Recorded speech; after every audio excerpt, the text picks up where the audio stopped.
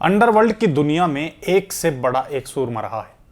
कुछ ऐसे थे जिन्होंने बचपन में ही अंडरवर्ल्ड की दुनिया का स्वाद ले लिया था, और कुछ ऐसे थे जो अच्छे खासे पढ़े लिखे थे, लेकिन कुछ ऐसी परिस्थिति उनके सामने आ गई कि उन्हें ना चाहते हुए भी अंडरवर्ल्ड में के घने अंधेरे में जाना पड़ा। आज जिस शख्स की कहानी हम आपको बताने वाले हैं, उसके सामने भी कुछ ऐसी ही सिचुएशन आ गई थी कि ना चाहते हुए भी वो इस दुनिया में आ गया। इस शख्स ने इंग्लैंड से इंजीनियरिंग की पढ़ाई की थी और सब कुछ सेटल था, लेकिन फिर भी इसके भाई के साथ कुछ घटना घटती है जिसके बाद ये भी क्राइम की दुनिया का रास्ता पकड़ लेता है। वर्तमान की बात करें तो ये सजा काटने के बाद गैंगस्टर से बिजनेसमैन बन चुका है।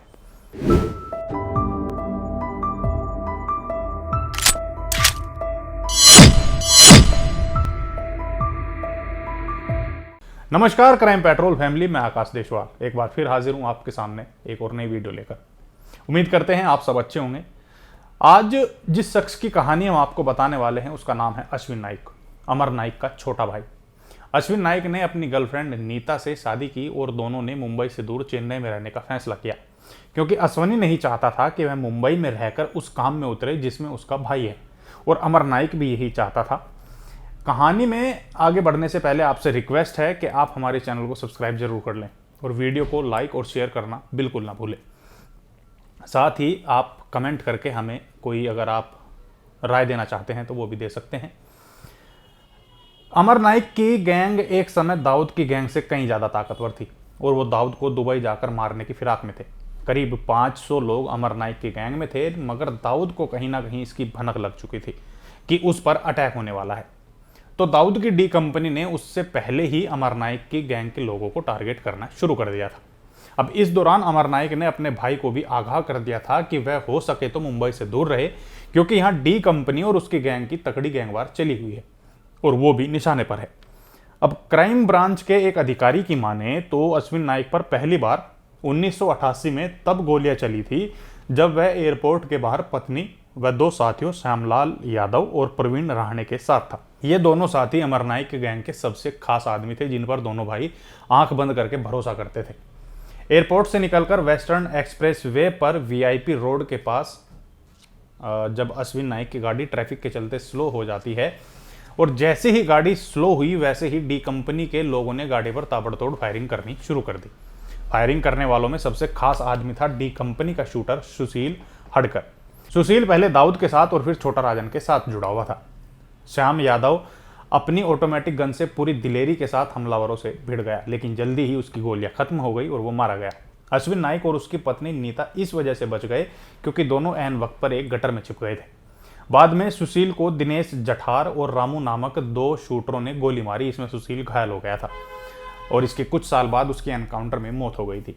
बताया जाता है कि श्याम यादव ही वो आदमी था जो दुबई जाकर दाऊद को टारगेट करने वाला था। अश्विन नाइक की किस्मत अच्छी थी कि वो बच गया। उस गोलीबारी ने इलाके में के जो लोग थे उनमें इतनी दहशत पैदा कर दी थी, क्योंकि 100 राउंड से ज़्यादा वहाँ पर उस टाइम फायर किए गए थे। और उस दिन के बाद से ही अश्विन नाइक ने भी क्राइम का रास्ता पकड़ लिया।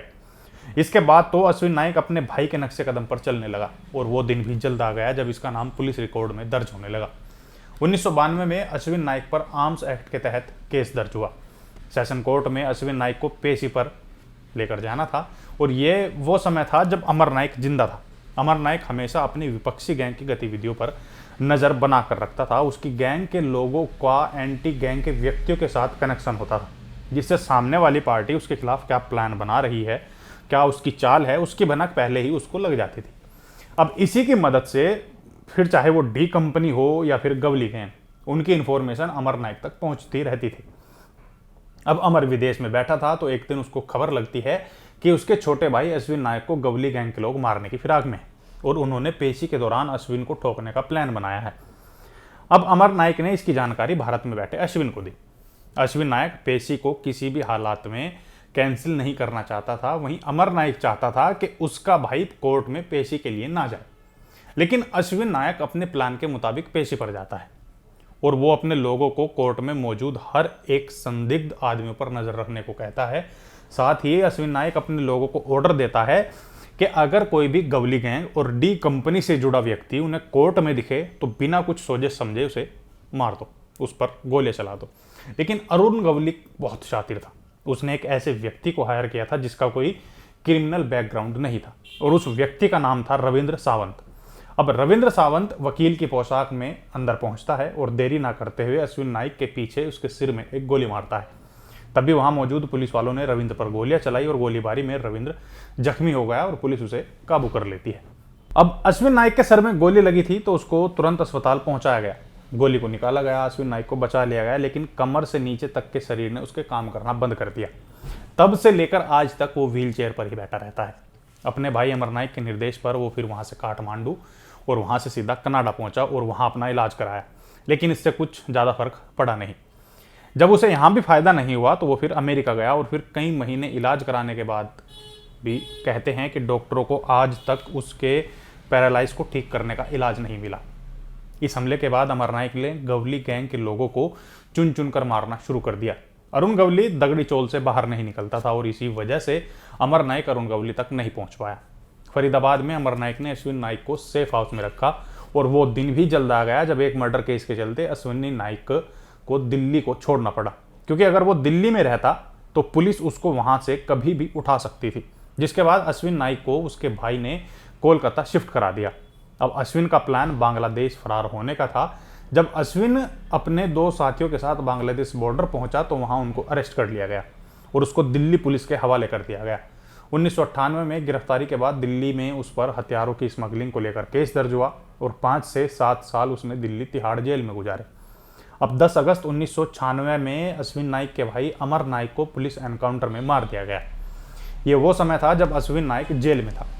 दिल्ली तिहाड़ जेल में सजा काटने के बाद अश्विन मुंबई आ जाता है और कुछ समय जेल से बाहर बिताने के बाद अश्विन को मुंबई में चल रहे पुराने केस के चलते फिर से अरेस्ट कर लिया जाता है।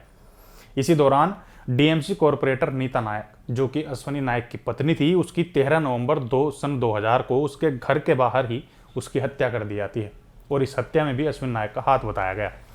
बताया जाता है कि नीता का उसी के पुलिस बॉडीगार्ड के साथ अफेयर चल रहा था।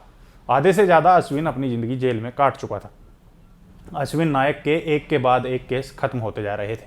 अब अश्विन नायक पर उसकी पत्नी भी हत्या को लेकर केस चला, पत्नी की हत्या को लेकर, लेकिन उसमें उसने सजा भी काटी और अश्विन नायक पर जिम्मेदारी बहुत थी, क्योंकि उसने अपने बच्चों की पढ़ाई लिखाई के साथ साथ अपने भाई के बच्चे अमर नायक के बच्चों को भी अच्छी परवरिश दी।